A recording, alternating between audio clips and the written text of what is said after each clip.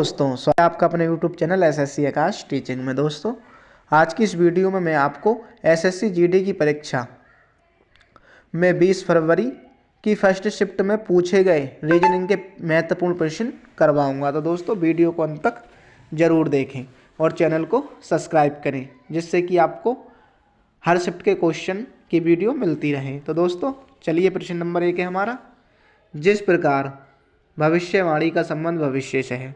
दोस्तों, भविष्यवाणी का संबंध भविष्य से है, उसी प्रकार घड़ी का संबंध किससे होगा।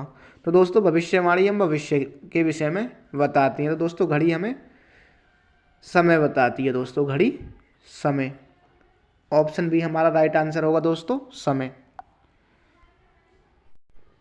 प्रश्न दोस्तों, दिए गए विकल्पों में से सही विकल्प तथा अनुक्रम को पूरा कीजिए। तो दोस्तों, ये हमारी श्रृंखला है।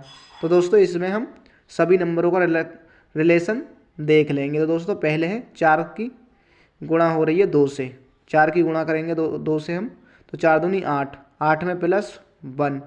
फिर 9 की गुणा करेंगे हम दोस्तों 2 से, तो 9 दूनी 18, 18 में +1 19, 19 गुणा 2, तो 19 दूनी 38 प्लस दोस्तों पहले गुणा 2 से, फिर +1, फिर गुणा 2 से, फिर +1, फिर गुणा 2 से, तो इसी तरह हम +1 कर देंगे। तो 19 और 1 38 और 1 39। ऑप्शन ए हमारा राइट आंसर होगा दोस्तों, 39।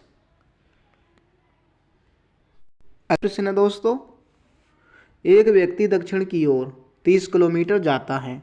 तो दोस्तों, जब भी आपको ऐसे प्रश्न दिखाई दें तो पढ़ने के साथ साथ ही हम उनका डायरेक्शन करते चलते हैं। तो दोस्तों, ये हमारा होता है उत्तर, पूरब, पश्चिम और दक्षिण। तो दोस्तों, किस दिशा में जा रहा है वो? एक व्यक्ति दक्षिण की ओर 30 मीटर जाता है। तो सबसे पहले दक्षिण की ओर 30 मीटर जाता है।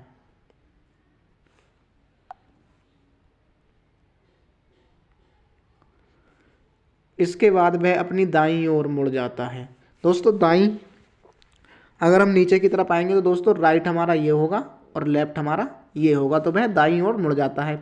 दाईं ओर मुड़ने के बाद 40 मीटर जाता है, फिर वह अपने बाईं ओर। अगर दोस्तों बाईं ओर मुड़ने की बात करें तो बाईं हमारा अब होगा नीचे, लेफ्ट होगा नीचे और राइट होगा ऊपर। तो दोस्तों, नीचे की ओर मुड़कर कितना चलता है? 20 मीटर चलता है। पुनः वह अपनी बाईं ओर, अगर दोस्तों अब बाईं ओर बात करें तो फिर ये हमारी बाईं ओर होगी, तो बाईं ओर मुड़कर 40 मीटर चलता है। तो 40 मीटर जाता है। बताएं वह अपने प्रारंभिक स्थान से किस दिशा में है। तो दोस्तों, पहले वो कितना आया था? 30 मीटर, उसके बाद 40 ये और 40 ये, तो इससे ये कट जाएगी, बचा कितना? 20।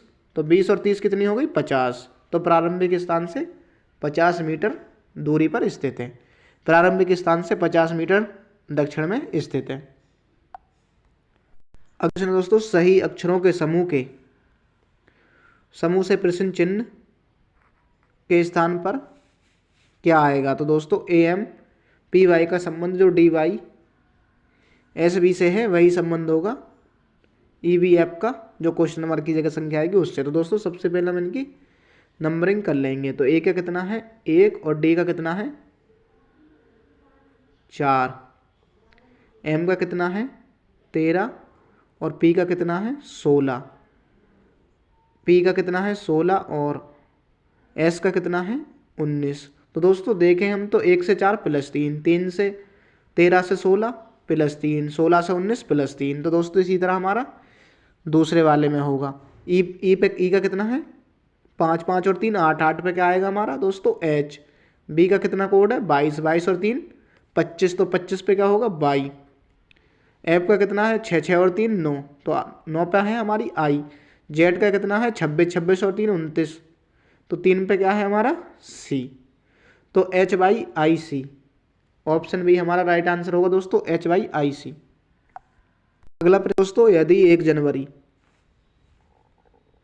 1984 को बृहस्पतिवार मान लिया जाए तो 31 दिसंबर 1984 को कौन सा दिन होगा? दोस्तों, आपको मैं एक ट्रिक बताऊं, जब भी साधारण वर्ष हो, साधारण वर्ष तो दोस्तों जिस दिन साल का पहला दिन होता है, मान लो साल का पहला दिन सोमवार है, तो साल का अंतिम दिन भी दोस्तों सोमवार ही होगा।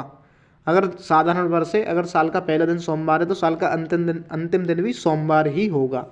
और दोस्तों साधारण और लीप वर्ष के लिए हम जो भी हमारी संख्या दी हो उसे डिवाइड करके देख लो, साधारण है या लीप है। तो दोस्तों 4 से डिवाइड करेंगे, 4 से 2 और 4 भी कट रहा है पूरा, तो दोस्तों ये लीप वर्ष है। और जब भी दोस्तों हमारा लीप वर्ष दिया हो तो साल का जो दिन होता है, अगर साल मान लो सोमवार से शुरू हुआ तो साल का अगला दिन जो होगा या अंतिम दिन पूछे तो एक दिन प्लस कर दो, और अगले साल का पहला दिन पूछे तो +2 कर दो। तो हम साल का अंतिम दिन पूछा है हमसे 31 दिसंबर को, क्या होगा, लीप वर्ष है तो हम एक दिन प्लस कर देंगे। तो दिया हुआ कौन सा दिन है, बृहस्पति, तो हो जाएगा हमारा शुक्रवार। ऑप्शन डी हमारा राइट आंसर होगा, शुक्रवार। अगला प्रश्न दोस्तों, एक विशिष्ट कोड भाषा में कैट को 25 तथा फैन को 22 लिखा जाता है, तो अतः इस कोड भाषा में सी को किस प्रकार लिखा जाएगा। तो दोस्तों इसके लिए हम इनका कोड करके रिलेशन देख लेंगे इनका। तो सी का कोड होता है 3, ए का 1, टी का 20 और 1 21, 3 24 में 24 में अगर हम दोस्तों 1 प्लस करेंगे तो कितना होगा, 25। इसी तरह दोस्तों फैन का कोड देखेंगे, ऐप का कितना होता है 6, ए का 1, एन का 14, तो 14 6 20 और 1 21, 21 में +1 तो 22 हो जाएगा। इसी तरह दोस्तों हम सी का कोड करेंगे, एस का कितना होता है 19, एच का 8 और ई का 5, तो 19 और 8 27 5 32, 32 में 1 प्लस तो 33 हमारा ऑप्शन बी राइट आंसर होगा। अगला सवाल है हमारा दोस्तों, 3:30 पर दोनों सुइयों के बीच कितने अंश का कोण होगा। तो दोस्तों 3:30, अगर आप इसे चाहें तो फॉर्मूला से भी कर सकते हैं, ट्रिक से भी। दोस्तों मैं आपको इसे फॉर्मूला से बता दूं, उससे आपको आसान लगेगा। तो दोस्तों फॉर्मूला है 60H माइनस के 11m/2। तो दोस्तों m का मान मिनट होगा और हावर्स का मान घंटे होगा जो पहले दिया होगा। तो दोस्तों इसमें हम रख देंगे मान, तो 60 × 3 माइनस 30 × 11/2।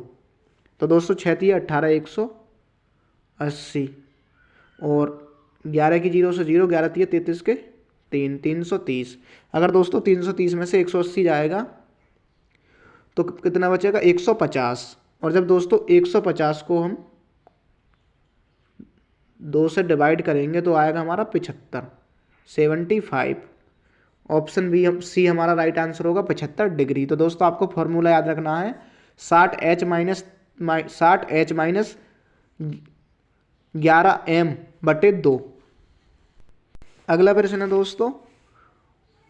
दोस्तों हमारा कथन निष्कर्ष का, जिसमें दिया हुआ है सभी लड़के ईमानदार हैं। दोस्तों सभी लड़के ईमानदार हैं और हिमांशु ईमानदार है। निष्कर्ष है हमारा हिमांशु एक लड़का है। तो दोस्तों कथन निष्कर्ष होता है हमारा जो बात कथन में दी हुई हो, निष्कर्ष वही निकाल सकते हैं हम, उसके अलावा अन्यथा कुछ नहीं निकाल सकते। तो हिमांशु एक लड़का है, ये तो हमसे कथन में नहीं बोला है, ये बोला है कि हिमांशु ईमानदार है, मगर ये नहीं बताया कि एक लड़का है या व्यक्ति है। सभी ईमानदार व्यक्ति लड़के होते हैं, तो दोस्तों ये भी नहीं बताया है कि सभी ईमानदार व्यक्ति लड़के होते हैं। तो ऑप्शन निष्कर्ष ए और निष्कर्ष बी दोनों ही गलत होंगे। तो दोस्तों हमारा आंसर होगा यदि ना तो निष्कर्ष एक और ना ही 2 निकलता है, ऑप्शन सी राइट आंसर है। अगला प्रश्न है दोस्तों हमारा कथन निष्कर्ष का, ये दोस्तों ये हम वेन डायग्राम बना के सॉल्व करेंगे। तो दोस्तों कथन है हमारा कोई बाइक कार नहीं है। तो दोस्तों ये हमारी बाइक है और ये कार है, CV। और कुछ कारें बस हैं, जो कारें हैं वो कुछ बस हैं। तो कुछ के लिए दोस्तों हम थोड़ा सा काट देते हैं। कुछ बसें ट्रेन हैं, तो दोस्तों कुछ बसें ट्रेन हैं। अब दोस्तों निष्कर्ष है हमारा पहला, कोई बाइक ट्रेन नहीं है। बाइक जो है ट्रेन। दोस्तों जब भी आपको इस तरह का वेन डायग्राम दे के पूछे कि अलग वेन डायग्राम बना हुआ हो और पूछे कि कोई बाइक ट्रेन नहीं है, तो दोस्तों ये हम कंफर्म नहीं कह सकते कि है या ना है, क्योंकि ये दूसरे तरीक़ा से भी बन सकता है वेन डायग्राम। तो इस तरह के क्वेश्चन जब भी दिया हो और रिलेशन ना ही बताए ना ही मने करे, तो इस तरह के क्वेश्चन हम सही नहीं करते, हम बोल देते हैं कि हमें पता नहीं है या नहीं। इसी तरह दोस्तों कुछ ट्रेन बाइकें, तो दोस्तों ट्रेन बाइक ये भी नहीं होगा हमारा सही, पता नहीं हमें है या नहीं। तो दोस्तों तो ऑप्शन डी हमारा राइट आंसर होगा। निष्कर्ष 1 और निष्कर्ष 2 दोनों अनुसरण नहीं करते। ऑप्शन डी हमारा राइट आंसर होगा, निष्कर्ष 1 और निष्कर्ष 2 अनुसरण नहीं करते। अगला प्रश्न दोस्तों, 6 किलोमीटर चलने के बाद 6 किलोमीटर चलने के बाद दाईं ओर मुड़ा और 2 किलोमीटर गया, उसके बाद बाईं ओर मुड़ा और 10 किलोमीटर गया, अंत में पूर्व दिशा की ओर जा रहा था। मैंने किस दिशा में यात्रा प्रारंभ की थी?